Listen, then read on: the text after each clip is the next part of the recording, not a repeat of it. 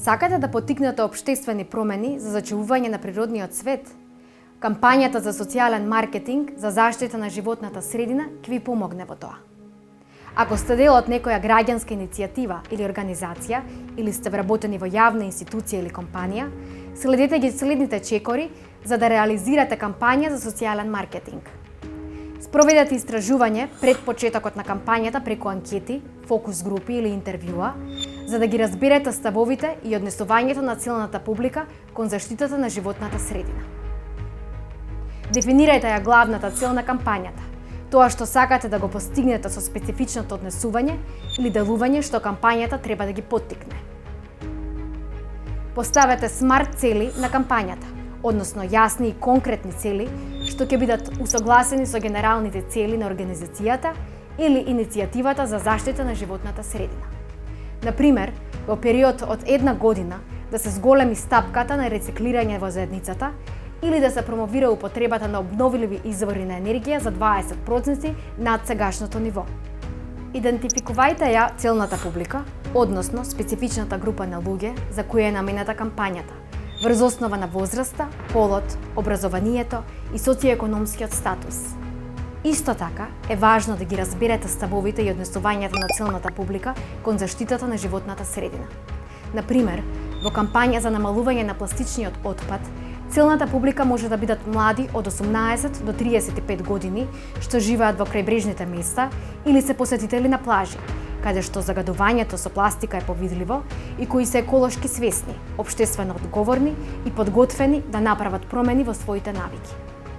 Употребата на транстеоретскиот модел на промена на однесувањето помага да се разберат 5 фази низ кои поминуваат поединците кога го менуваат своето однесување. Тоа се: предконтемплација, кога поединците не се свесни за сопственото проблематично однесување. Контемплација, кога поединците се свесни за сопственото проблематично однесување, па дури размислуваат да го променат, но се уште не превземаат акција. Подготовка, кога поединците се подготвени и решиле да превземат акција и планираат да го сторат тоа во блиска иднина. Акција, кога поединците активно превземаат чекори за да го променат своето однесување. Одржување, кога поединците го промениле своето однесување и работат на тоа да го одржат. Нема сите поединци во целната група да бидат во иста фаза на промена. Затоа, овие информации се корисни за да се приспособат пораките и каналите за комуникација. Креирајте пораки што ќе бидат приспособени на потребите и интересите на публиката и ќе ја поттикнат да превземе акција. Еве неколку совети како да ги креирате клучните пораки. Определете ја главната порака. Во кампања за намалување на потрошувачката на енергија, таа може да биде: заштедете пари и помогнете и на планетата со користење на енергетски ефикасни апарати.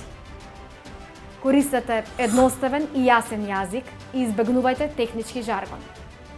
Истакнете ги придобивките доколку се превземе акција и влијанието што таа ќе го има во корист на животната средина и заедницата.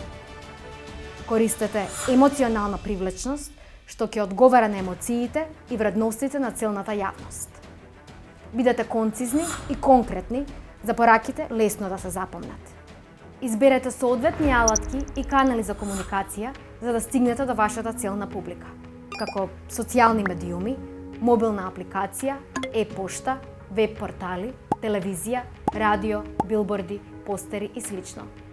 Важно е да се земат предвид силните страни и ограничувањата на секој канал и да се изберат оние канали за комуникација што ги користи вашата целна публика.